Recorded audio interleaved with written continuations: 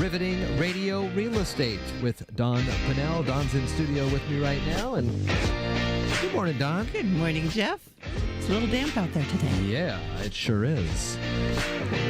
You can find Dawn Pannell's John L. Scott page. Just search for her online. And also, she's got a Facebook presence we'll talk about later at the end. I do. Yeah. What are we talking about today? Today, I thought we would talk about baby boomers. Okay. We're all kind of in that to varying degrees. Do you have a date? Do you know the dates that...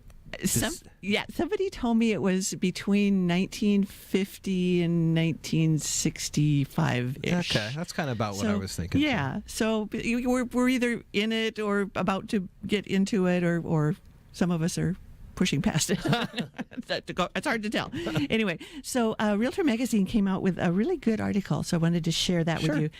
They start out by saying the number of home buyers age 55 and older is expected to grow over the next decade, which makes sense because that's where a lot of the folks are. Yeah. So they've come up with 5 creative ideas to market a house specifically to that age group. So I thought I would go through those.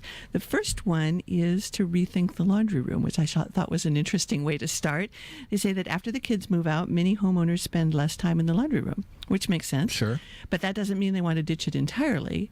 As the house becomes less chore-centric, which I thought was kind of interesting way to put it. Yeah. Yes, which you tend to do when you have kids running around. This person says that homeowners are more prone to focus on fun, so try carving out a space for crafts or pet care, things like that in what would normally be a laundry room. They still want the washer-dryer, but they want other things to do in there as well. Huh. Okay. So that was kind of interesting. I thought this was a great one. It says boost the light. And she says that as people age, the lens of the eye thickens and lets in less light. I did not know that. This means that a 60-year-old needs 6 times as much light as a 20-year-old. Wow. Yeah. So she suggests to look for inexpensive ways to add light to your home, and some of them include, obviously skylights or those sun tunnels that they're starting to do now, sun tubes. Do those things work? Yeah, I've seen them in a couple of houses, and they really do let in a lot of light. All right. So I'm finding that I'm using that more and more in marketing remarks for houses, that if it has a lot of light, people want to hear that. Yeah. They want natural light coming in. So I thought that was interesting, especially for baby boomers. Yeah. Yeah. And then she says, be subtle about accessible features. So I thought this was interesting too. Everybody wants to be able to age in place, but few want to think of a time when they'll be physically limited. Hey, we got this beautiful ramp here. That's right. People don't want to necessarily hear that. So many features that make a home more navigable and safer with those with mobility issues aren't very obvious. So, but you might want to play down the grab bars in the bathroom. Hey, we are fully ADA accessible here. Right. But again, people want those. They just don't want to necessarily hear about them. So, do they tell you that on their wish list, or is it even to a point where they don't even want to admit it, maybe to the realtor? I don't hear it. At all. Unless there's obviously, if somebody is confined to a wheelchair or something like that, obviously they're going to, but mostly what I hear is, I'm not ready for that yet. Yeah. So, that's what you can tell. Right. But that doesn't mean that they don't want those features. Yeah. So you just have to be, when you're marketing, you just have to be a little subtle about those things. They want you to point out low maintenance features. So the days of acre lawns that you have to mow, or landscaping that takes 40 hours a week to maintain are gone. Great reason to stock up the yard with just native plants. Exactly. Or patio areas, that kind of thing. She said one of the first things that come to mind when people are looking for a low-maintenance home is the size of the lawn, as we just noticed. So they want you to think beyond yard maintenance. She noted that stain-resistant quartz countertops and roofs that don't have nooks where leaves can collect are important qualities in a listing, because you're not going to be up there probably, if you're in your 60s, you're probably not going to be climbing around on the roof as much as you were when you were in your 20s. Exactly. So I try to avoid that at all costs. Yeah. So those kinds of things, places with the gutter covers on them so that leaves don't collect in there, those kinds of things become more important. And then another thing she talks about is examine where stairs lead. And this is a lot of times back in the day, people were looking for two-story houses. That was kind of the most popular thing that everybody wanted. Well, now everybody wants single-story. So there aren't that many that were built because people were building two stories because that's what people wanted.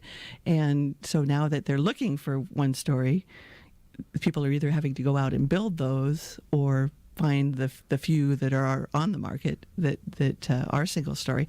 But she talks about that having stairs isn't necessarily a bad thing as long as you have all of your living space that you need on one floor. Okay. You can use the upper floor for like bunk rooms for grandkids, those kinds of things.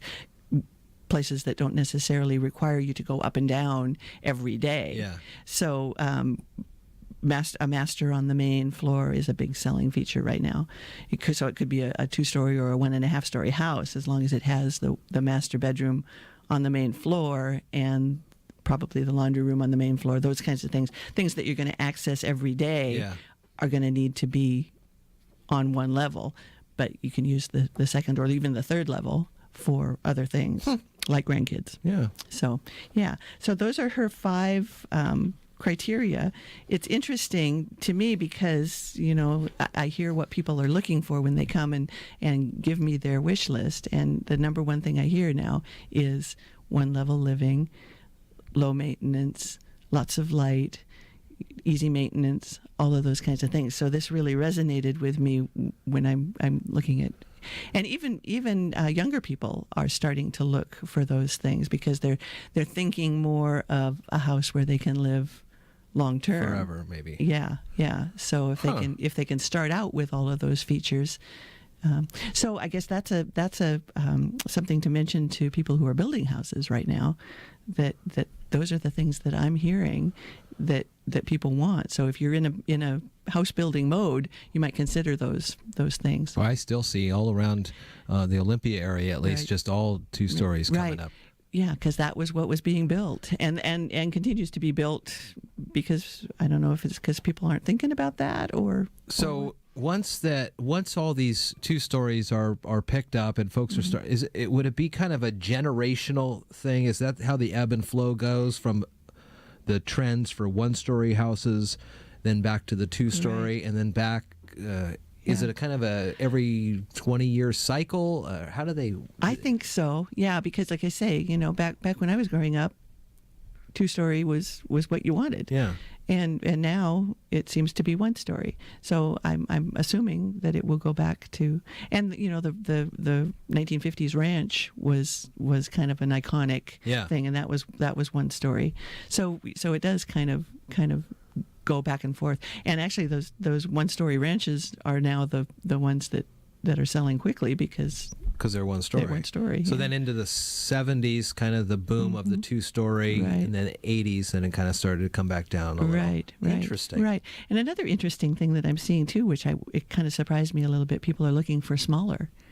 Now, it used to be that they wanted, you wanted your 4,000 or 5,000 square foot house. Well, now people are starting to think that that's 4,000 or 5,000 square feet that you have to keep clean. Yeah. So they're looking for smaller, more compact. The tiny house movement is huge right now. It is huge. So, people are looking for more compact and easier, again, the easier maintenance.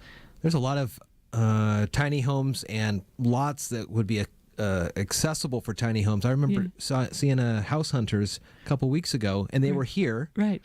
And they were solely focusing on tiny homes. Right. I saw that too. Yeah, it's interesting. I thought what we would do next week, now that we're talking about, we're transitioning over from flipping houses to what people are looking for in a house, then it might be a good time to talk about some vacant land that's available.